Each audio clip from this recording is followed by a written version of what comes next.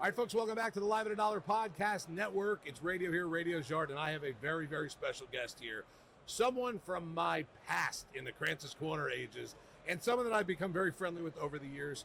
The play-by-play announcer for the Florida Panthers, let me rephrase that.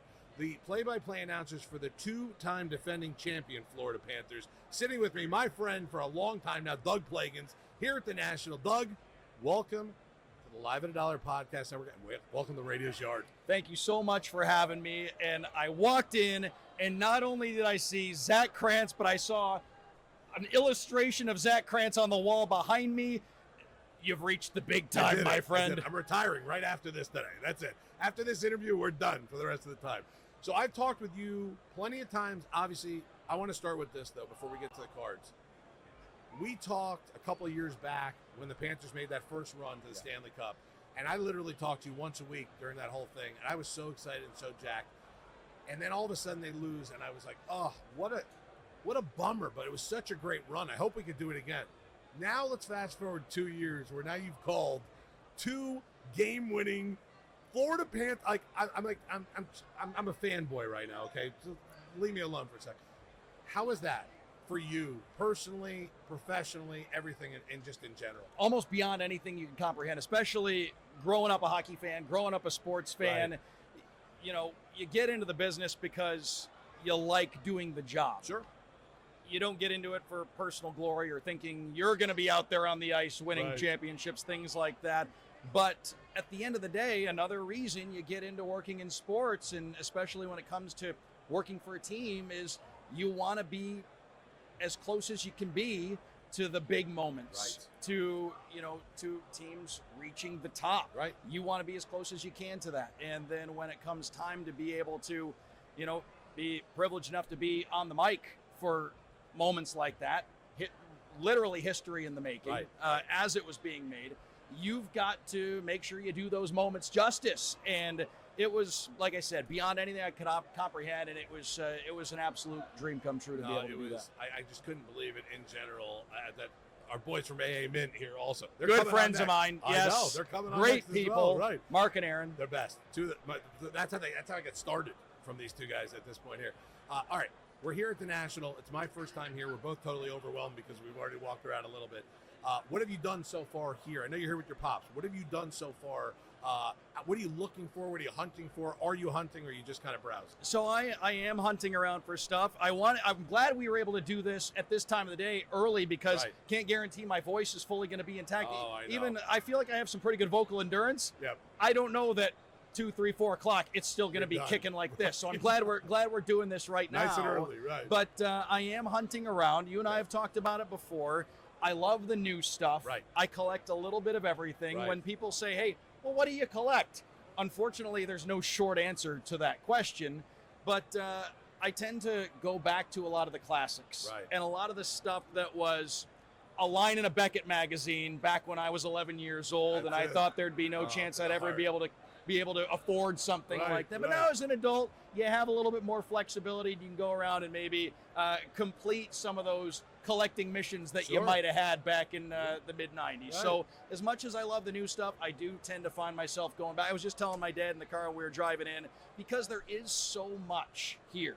You kind of have to come in with a little bit of a plan, but you can't come in with too rigid of a plan, because you're going to see something that catches your eye that you never knew was going to catch your eye. Wasn't on the agenda coming in. Right. But because there is so much, you do have to kind of have a little bit of an internal filter process going on. And when I look into a case, I said my scope is narrowed to, if I had to throw it at you quickly, I'm looking for Shaq, Jordan, Kobe, probably Larry Bird. I'm looking for Brady, Manning, Barry Sanders, Walter Payton. Legends. I'm looking for Gretzky. I'm looking for current Panthers, and I'm looking for Griffey. And baseball is probably the sport where I do collect just baseball. Okay. I'll just collect a wide variety of baseball. I am going to go grab some stuff from our friends at Upper Deck later, because I get some new hockey stuff, so I'm going to go grab some of that later and get one of the redemption packs that you can get. So that's a little bit of what I got on the agenda today. But all that, of course, is just the undercard when we stack it up to stopping by with Zach here. Oh, stop. First it's the main event of the evening right now, and it's the morning. I'm just excited at this point because, and I told your dad yesterday when I saw you guys, that you're going to have a fun time at the booth here with us, but we probably have the best setup here because we have couches. Yeah. And this right now is gold inside this arena. This is the gold mine when you can have 2 minutes to sit on your ass and just take a breather at this point. The best part is that normally I have drinks and everything ready for my guests. I screwed that up with your dad. I got to take care of him later. But this is so overwhelming to me because I'm back in the hobby after my 13-year-old self. And somewhere the 13-year-old Zach, or radio, whatever they call me now, is jumping up and down because we're at the biggest card show we've ever been in our life. And I can't wait to just walk. I haven't done like the full just personal walk around yet. It's going to happen today. There's no way to do it quickly. No, it's going to take 5 hours for me to run. I didn't even know there was an upstairs until Kobe told me a little while ago. But I'll be honest, talking to you in the past and talking about the hobby and getting into it more, seeing you here with your dad today, it's like making my heart melt because this is something I can't wait to do with my kid. Bring him to one of these shows, walk around, memorabilia, cards, the whole deal. I bought a jersey with my name on it, like all this. I wanted to soak it all in at this point. But I'm going to let you do this. I just wanted you for a couple minutes because I wanted to talk to you. First off, I could have done an hour and a half with you just on the Panthers, and we could have. Are we getting a three-peat or what? Putting you on the spot. So I'll tell you this. They're as positioned as anybody I've ever seen. And especially you look at the teams, and I know I might be a little bit biased here, but it's okay. Of the teams who have repeated in recent history, as we stand right now on August 1st, looking at this lineup, and I know people say, well, the games aren't played on paper. Well, on paper matters when most of the group on paper has just won it 2 times in a row. I was just about to say. So on paper does matter in this situation. This is not only a team that's equipped, basically bringing back the same lineup.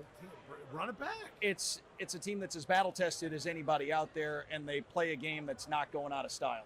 So it's a special team, and, you know, it's been cool to see, too. There are a lot of people the last couple of years that have, if their team's not in it, whether they like them or not, they're watching this Panthers team because they're interesting.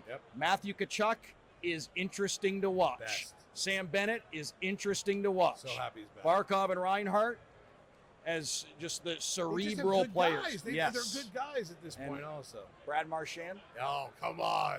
They Panther legend at this point, they absolutely have the group to be able to win it again. I totally agree. And that's, you know, as we sit right here on August 1st, that's what you want to see.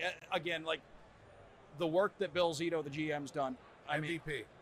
He got my MVP vote. He should have 3 GM of the year awards at this point. How does he not? Right. I just don't. I've been banging that drum for years now. And I've said to you a million times, every time that we talk about Bill Zito, I said, if there's an MVP vote on this team, yeah, there's great players. I'm giving it to Bill Zito. Like, I'm giving my MVP.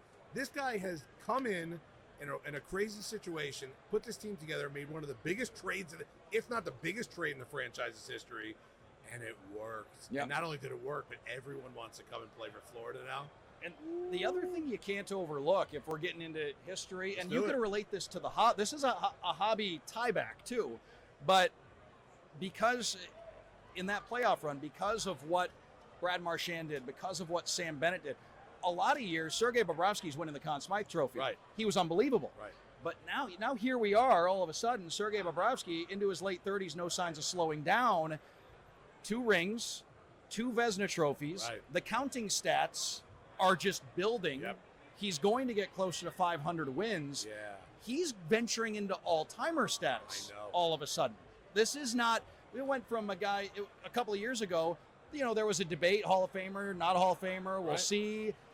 Now he's into first ballot status, and this is a guy who's still playing, who's still got tons of cards out there that you can chase. Like he's old. He's out there at his prime at this and point. if you're somebody who's shopping hockey cards, how often do you get a chance to say, hey, I know this guy is going to be an all-timer. He's already there, and he's got the hardware. Pick it up now, folks. Right, that's it.